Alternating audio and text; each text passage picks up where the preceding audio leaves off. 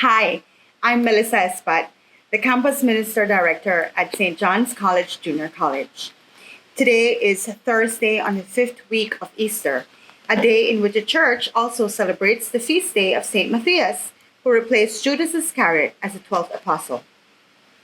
I'm happy to share today's reading from the Holy Gospel according to John. Glory to you, O Lord. Jesus said to his disciples, "As the Father loves me, so I also love you. Remain in my love.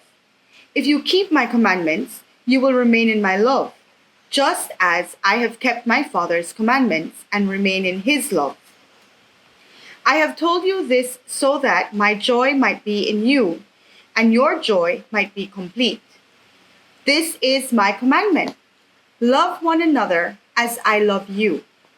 No one has greater love than this, to lay down one's life for one's friends. You are my friends if you do what I command you. I no longer call you slaves, because a slave does not know what his master is doing. I have called you friends, because I have told you everything I have heard from my Father. It was not you who chose me, but I who chose you, and appointed you to go and bear fruit that will remain, so that whatever you ask the Father in my name, he may give you. This I command you, love one another." The Gospel of the Lord. Praise to you, Lord Jesus Christ. It seems that the major theme throughout the week's Gospel is love. And as we have been told earlier this week, the Gospel of John, especially chapter 15, is part of a farewell discourse in which Jesus is preparing his apostles for things to come and putting things in order before he leaves. Today's Gospel is a powerful one, as Jesus announces his commandment, which is also found in the Synoptic Gospels as the second greatest commandment, to love one another. The Gospel reading has 3 lessons that I want to focus on today. 1. The love between a father and a son. Ultimately, Jesus reminds us of the love God has for his son, and equally the love Jesus has for his Father, which is fully reciprocated because of the obedience he maintains for his Father. Jesus' joy is not the pleasure of a life of ease. It is the exhilaration of being right with God and consciously walking in his love and care. This love that they share has no beginning, no ending. It is close and personal, without measure, and it is unchanging. This is the same love that Jesus has for his friends and for us, which leads me to point number 2. The love between Jesus and his friends. In this gospel, Jesus makes it very clear that the relationship he has with his apostles is not one of master-servant. No, it goes way deeper than that. It is one in which he sees each disciple as a friend, as the trusted ones, qualified to continue the work God wants completed. They are the chosen ones. Jesus says, "It was not you who chose me, but I who chose you."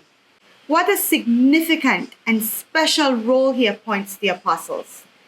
To be chosen meant that God already knew what was in their hearts, and he even knows what is in ours.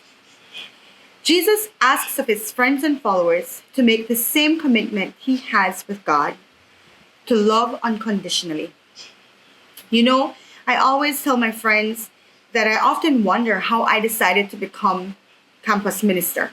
I mean, what was I thinking? Was I religious enough? Was I Catholic enough? Was I spiritual enough?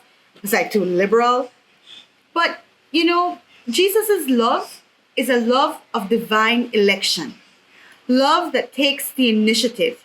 Jesus' love makes us aware of our role of bearing great fruits for God.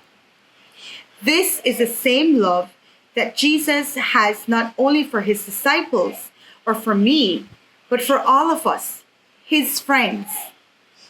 In retrospect, If we follow his commandment of loving one another, we will be in his favor as well as in God's favor. Finally, the last point I want to make focuses on the type of love Jesus asks of us, which is best defined by the term agape. Agape is universal love. Agape is a love Jesus asks of us. It is a form of altruism, an unselfish concern for the welfare of others. Writer and theologian Clive Staples Lewis, in his book, The Four Love, says that agape is the best type of love because it is the kind that God has for us, and it is good in all circumstances. He declares that we can practice agape to God, the angels, the man and beast, to the good and the bad, and the old and the young, the far and the near. In understanding this unselfish love, this agape, let us focus on what Jesus says in John 15:13. Greater love has no one than this, that someone lay down his life for his friends. What other way could Jesus have shown his love for us by making that ultimate sacrifice of his death, which is indeed the ultimate proof of God's love? Unlike Jesus, though, to give up of ourselves is perhaps the most difficult thing to do. But yet, Jesus is inviting us to live the life he lived, not to lose focus with the challenges we face, and by putting all our differences aside, accepting people for who they are, meeting them where they are, and embracing them fully, holding their hand and guiding them in the right direction. It means that our role as members of the church needs to be more significant. It means, too, that all of us who have chosen to take on a vocation to serve, which includes us teachers, public officers, health professionals, must take an active role to pass on the message of loving the way Jesus did. We tend to forget the sacrifice Jesus made and the type of ministry he led, working with the marginalized. Perhaps Jesus' commandment is hard to follow because we're so fixated with our own biases, our pride, our insecurities, our vulnerabilities.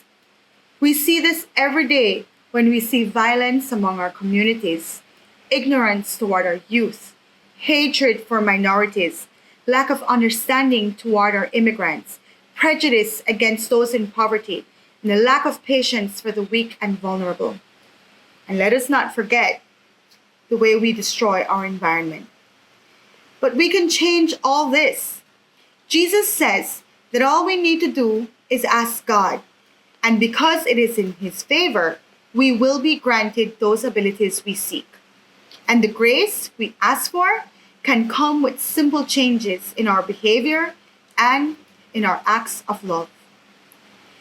A good friend of mine said to me recently that sometimes all we need in order to survive is genuine care from others. That simple phone call or the 2-minute checkup makes a huge difference when you feel your life is falling apart.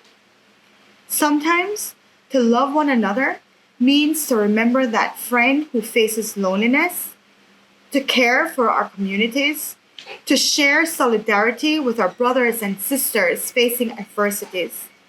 But it also means that we need to put our differences aside and realize that Jesus did not put parameters on his love or on who he chose to love. He only had one expectation from us: to love one another.